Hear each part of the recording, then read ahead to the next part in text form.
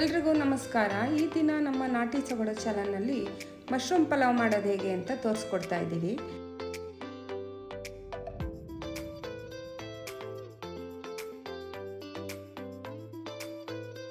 ಮೊದಲಿಗೆ ಬೆಳ್ಳುಳ್ಳಿ, ಶುಂಠಿ, ಕಾಯಿ ತುರಿ, ಲವಂಗ, ಚಕ್ಕೆ, 1 ಸ್ಪೂನು ಹಸಿಮೆಣಸಿನಕಾಯಿ ಪುಡಿ, 1 ಸ್ಪೂನು ಧನಿಯಾ ಪುಡಿ, 2 ಏಲಕ್ಕಿ, ಸ್ವಲ್ಪ ಕೊತ್ತಂಬರಿ ಸೊಪ್ಪು ಹಾಕಿ ರುಬ್ಕೊಂಡು ಬರೋಣ. ಕಾದಿರೋ ಪಾತ್ರೆಗೆ 2 ರಿಂದ 3 ಸೌಟೆಣ್ಣೆ, ಹಸಿಮೆಣಸಿನಕಾಯಿ, ಪಾವು ಅಕ್ಕಿ ತಗೊಂಡಿದ್ದೀನಿ, ಹಂಗಾಗಿ 10 ಹಸಿಮೆಣಸಿನಕಾಯಿ, 4 ಸಣ್ಣದಾಗಿ ಹೆಚ್ಚಿಟ್ಕೊಂಡಿರೋ ಈರುಳ್ಳಿ,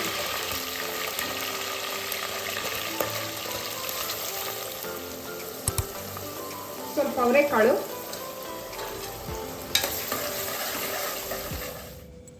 4 ಸಣ್ಣದಾಗಿ ಹೆಚ್ಚಿರುವಂಥ ಟೊಮೆಟೊ,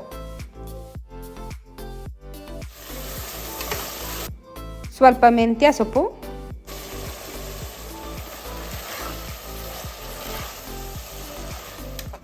ಮಶ್ರೂಮ್ನ ಚೆನ್ನಾಗಿ ತೊಳೆದು ಸ್ವಲ್ಪ ಎಣ್ಣೆ ಹಾಕಿ ಫ್ರೈ ಮಾಡ್ಕೋಬೇಕು.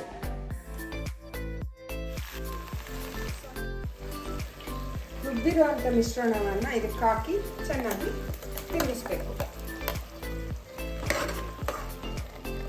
ರುಚಿಗೆ ತಕ್ಕಷ್ಟು ಕಲ್ಲುಪ್ಪು, 2 ಪಾವು ಅಕ್ಕಿಗೆ 4 ಲೋಟ ನೀರು,